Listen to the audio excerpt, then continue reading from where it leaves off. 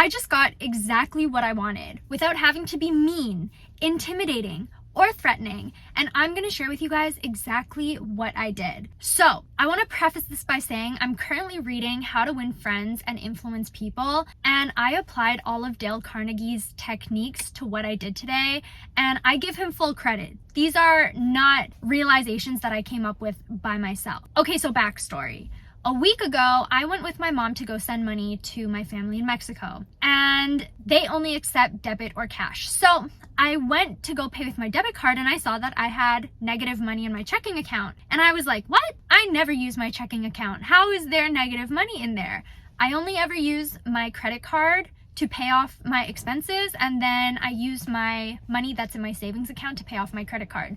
So I never, ever use my checking account. And so I'm in line and I checked to see what money even left my checking account. Every single month for the past 9 years, my bank has been taking $12 out of my account. Listen, I can feel your judgment, okay? And I should have been more responsible. I should have been checking that account, even though I don't use it, just to make sure exactly that wasn't happening. But I didn't. So the first thing that starts coming up in my mind are all of these excuses. Oh, when I started that account, I was 15 years old and no one told me about this fee. I had no idea. I had to have $3,000 in my checking account to not be charged, all that stuff, right? And then I remembered what Dale Carnegie would say. And he would say, no one cares about your excuses. The only person who cares about them is you. So then I started thinking, okay, I need to come up with solutions rather than complaints. So I went home and I booked an appointment with my bank, which was today. And I started preparing for what I was gonna say. So in the reading that I read last night, Dale Carnegie talks about how when you go to talk to people and you want them to help you, you want them to do business with you, you want them to give back to you, you need to admit to your mistakes before they can. So that's exactly what I started preparing. Full transparency, I also prayed. I was like, God, please take my tongue, just like you did with Moses, and help me say exactly what I need to say to these bankers in order for them to help me. Also, please heed their hearts. In my favor, help them have compassion and sympathy for me. All right, so I did those things. I go to the bank today, and let me walk you through all the steps I went through in order to get my way. So the first thing I did was I smiled. When you smile, people feel more drawn to you. They feel more comfortable with you. They just feel more at ease. No one wants to help you if they feel afraid, okay? People want to help you if they feel welcomed, if they feel safe. So I smiled, even though I was so stressed and so upset. I was like, hello. The next thing I did was I saw the girl's name on the plaque outside the door. Now, from what I've learned from this book, you must make people feel important. Everyone wants to feel important. And by saying someone's name, you make them feel special. They feel taken aback. No one ever, calls a banker by their name. No one ever calls me by my name. Even people who know me, they use nicknames or nicknames they've created for me, but no one actually says my name. And when people say my name, they make me feel important, as we all do. So I smile and I say, oh, hello. For the sake of this video, we'll call her Sarah. I say, hello, Sarah. Nice to meet you. And I can see right away, she's like, oh, nice to meet you. And she starts lightening up as well. So I sit in the chair and I start thinking about the next thing Dale Carnegie talks about. So going back, he says, you must admit to your mistakes quickly before they do. So I sit in the chair and I say, so Sarah, I'm here to talk to you today about my checking account because I was very irresponsible. When I was 15 years old, I came and I opened up this checking account and I should have been more careful. I should have paid more attention. I didn't realize that I had signed off on a pro plan account that was charging me $12 a month. I didn't read the fine print. I had no idea that I was supposed to have $3,000 in my checking account to not be charged. Although the banker didn't tell me about it, I should have been more careful. I should have read through the documents. And I just started condemning myself, because when you condemn yourself, you have taken away an opportunity for this person to feel important. Because a lot of the time, people will start to condemn you because when they do that, it makes them feel above you. It makes them feel more important. So what happens when you take away that opportunity for them to feel important? They have to resort to the next thing which makes them feel important, which is to help you. Because when you provide help to someone, they say, thank you so much. Wow, your insights were so valuable. I'll be sure to come back and do business with you. And when you say those things to someone, it makes them feel good and it makes them want to do more in order to get that reaction again. So I start condemning myself and I just keep going and going and going. I was like, I was so careless. I should have known better. It's not your fault. Like, you didn't open these accounts for me. And this woman went from, like, I could tell that she wanted to lecture me about, the agreement that I had signed back when I was 15. But the more I kept condemning myself, I could see it switching in her mind. She was like, wait a second, now I want to help. And I could see when that shift happened. And she said to me, she was like, I completely understand. You were so young. Let me see what I can do about it. So at first she's looking at my account and she's like, wow, this has been going on for so long and all this stuff. It was only a few minutes in before she was like, you have used your checking account in the past. So it's going to be really hard to be able to get your money back and all that stuff. So she was like, I can, degrade your plan, but that's as much as I can do. And so I thought about the next thing Dale Carnegie says. He says, make the person admit to their mistakes without them realizing that you're bringing up their mistake. So I say to her, I'm like, I understand, again, condemning myself. I was so careless. And I say to her, would you mind calculating the sum of all of the charges that have been put on my checking account all these years? She's like, yeah, absolutely.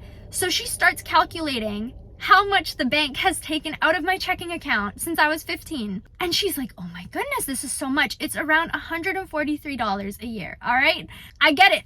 I was irresponsible. I meant what I said when I was condemning myself, which is another thing Dale Carnegie says. Be honest with your compliments and be honest with what you say about yourself. Okay. Because if you're not honest about yourself, how can you expect other people to trust you?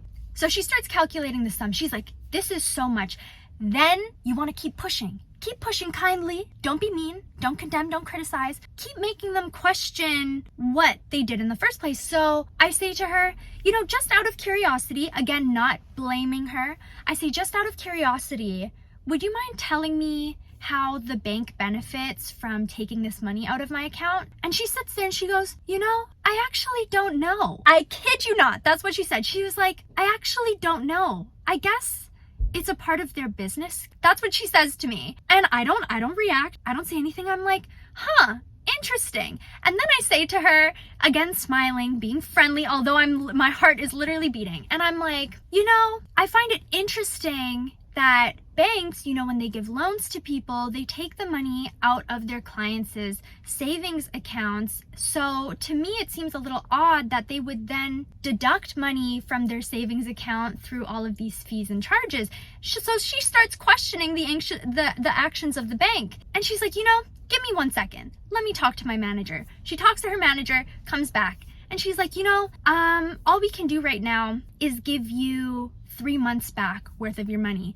In my mind, I'm like, all right, we're getting somewhere, but I feel like we can do better because 3 months worth of my money back is around $35. And I'm like, I feel like I can get a little bit more than that. So I say to her, which is the next thing Dale Carnegie talks about, people do not care about your excuses. People care about how you can benefit them. So in my mind, I'm thinking, how can I benefit the bank? How can I benefit this girl? And so I say to her, oh, well, actually, at Scotiabank, I can open up these accounts and there's no fee. And I'm considering doing that. But I think I would be of benefit to BMO considering the fact that I'm 24 years old. I have no student loan debt. I have no credit card debt. I've always paid my credit cards in full.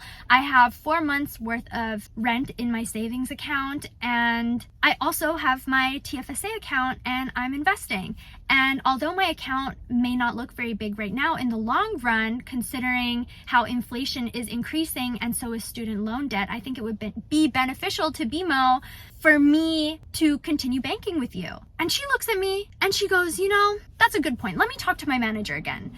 She goes and talks to her manager, and she comes back and she's like, you know, I'm so sorry for everything that's happened.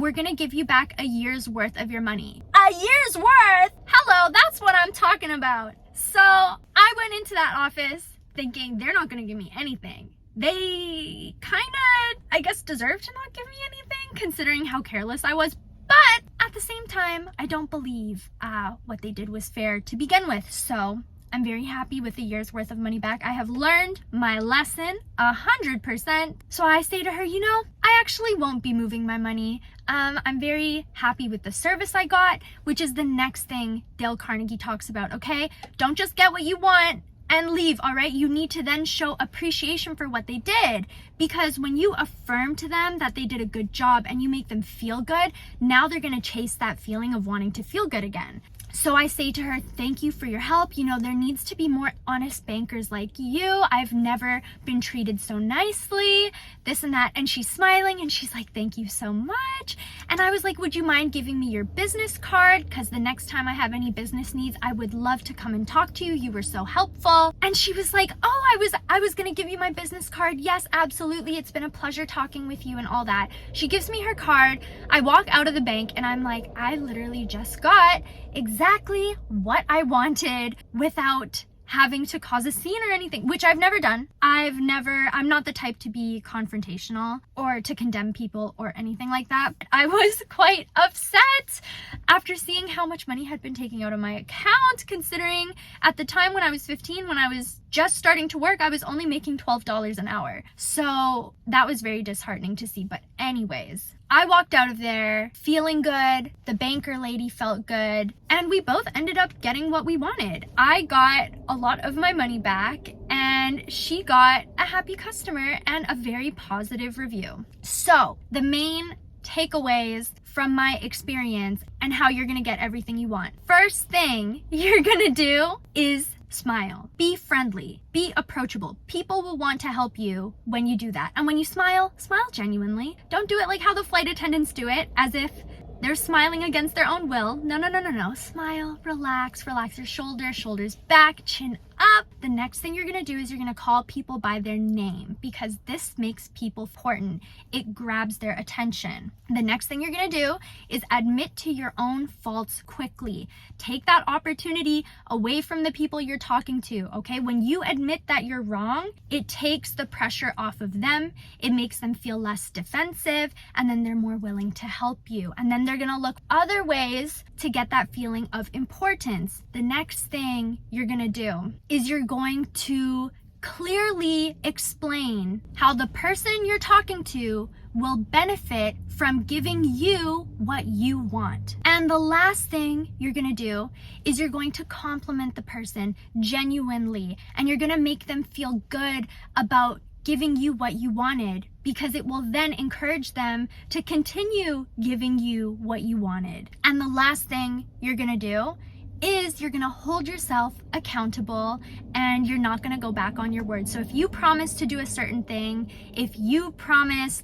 to be more responsible with your money so that you don't make them look dumb for helping you, you gotta live up to that. You gotta stick to that, all right? So I hope you learned from my experience, and I hope you apply these techniques to your everyday life. And if you haven't already, read How to Win Friends and Influence People, because it is so rare to see people apply these techniques into everyday life, and everyone would just get more of what they wanted if they did apply these techniques to their everyday life. So as a prize to myself, I'm gonna go into my favorite cafe and get a vanilla lavender latte, and I can't wait to talk to you guys in my next video. Bye!